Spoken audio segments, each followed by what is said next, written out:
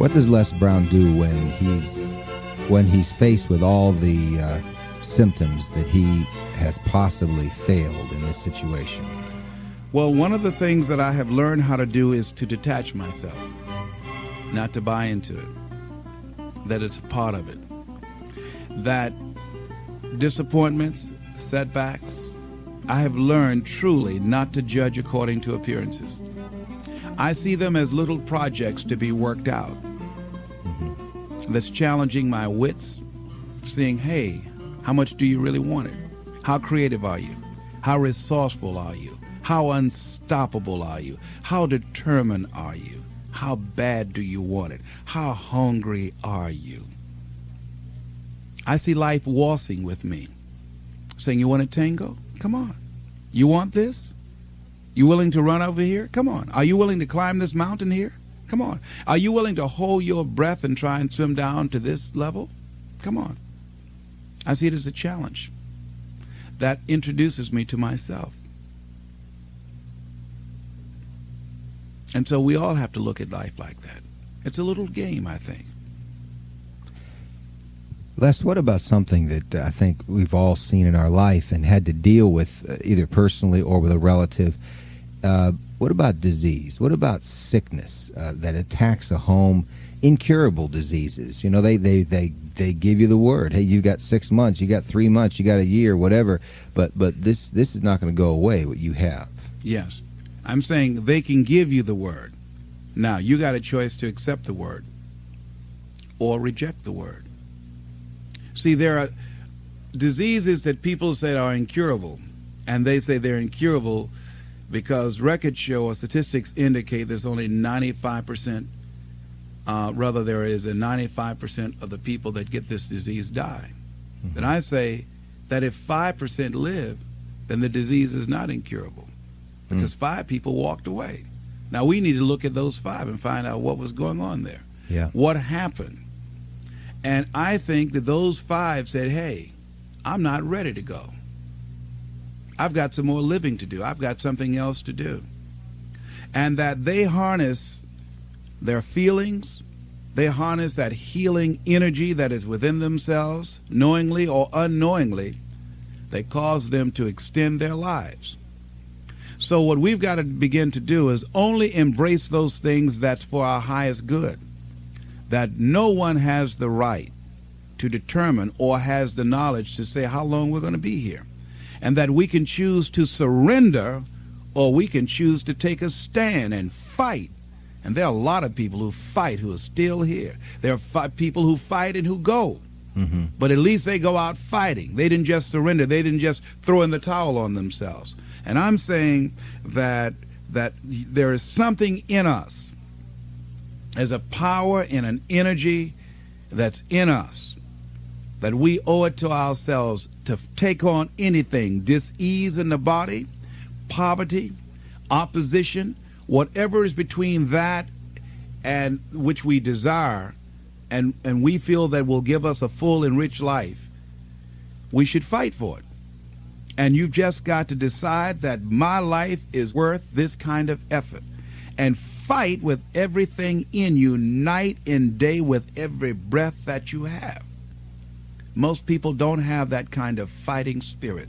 Most people expend more energy watching a football game or a basketball game or some type of sporting event than they will give to their dream.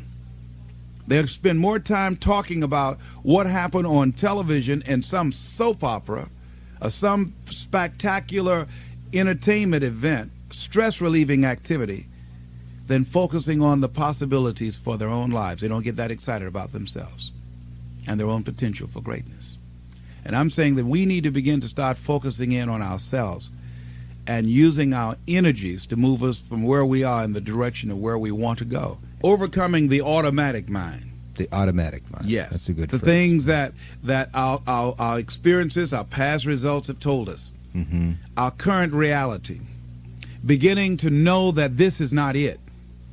That we are always involved in either creating reality or buying into the reality that we see. So we begin to learn how not to judge according to appearances as we begin to, with everything in us, tenaciously to pull down the strongholds on our minds and do maintenance work to make sure that those negative thoughts and that automatic mind doesn't creep in on us again, so we're worrying about or beginning to only focus on and see the obstacles and the limitations as opposed to the solutions or the possibilities.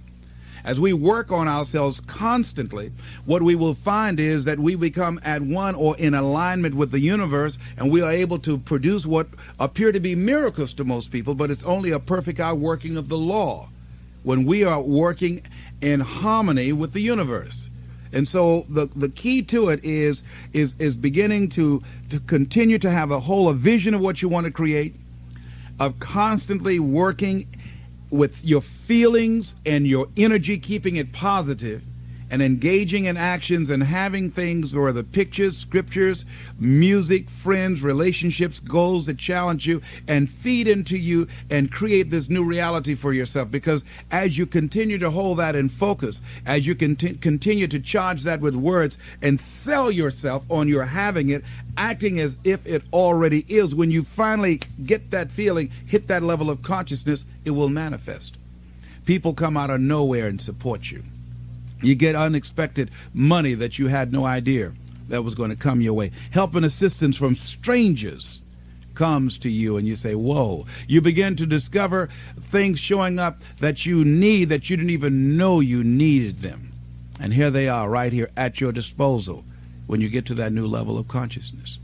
The key is the people that I have read, the Thomas Edisons, the John H. Johnsons, the Dr. Norman Vincent Peales, the great inventors, the George Washington Carvers, the Dr. Benjamin Mazes.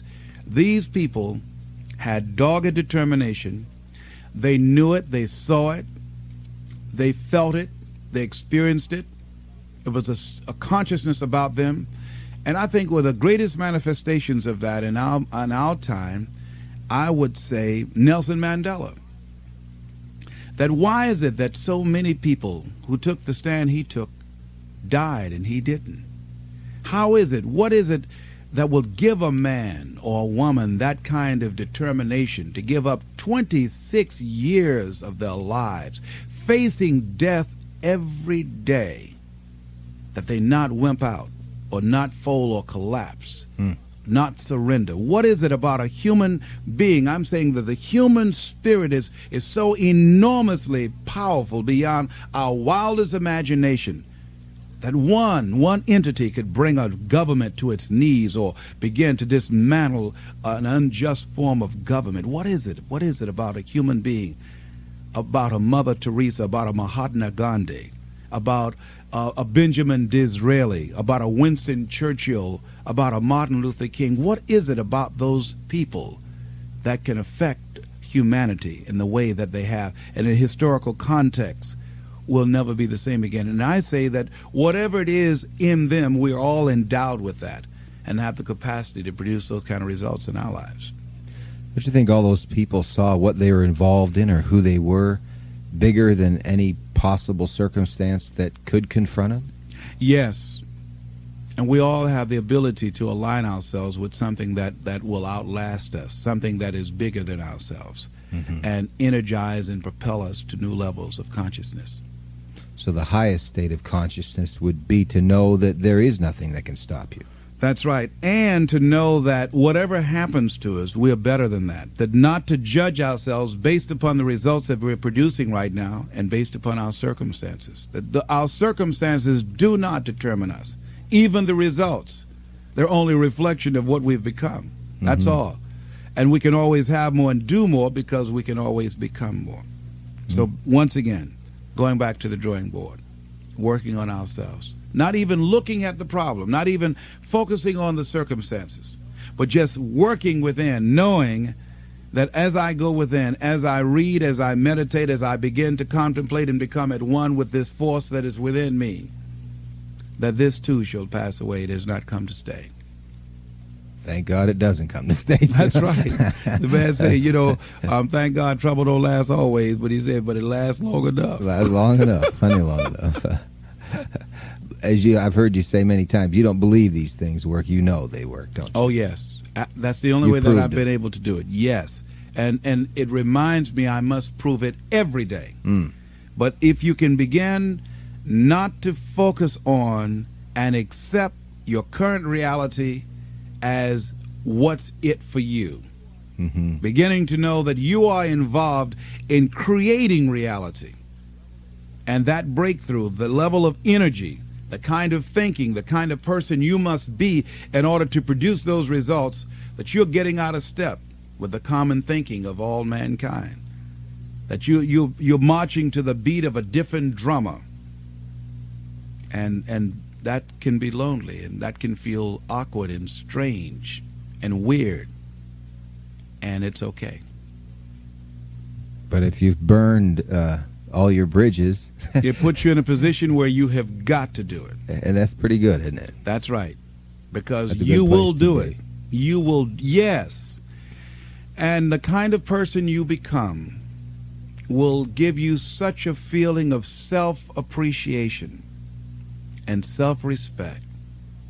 You'll be glad that life did not deny you the opportunity of experiencing what you had to experience in order to enjoy that, because you know you got it the old-fashioned way. That's a little scary to You cut all your earned roots it. of retreat. You know? Yes, absolutely.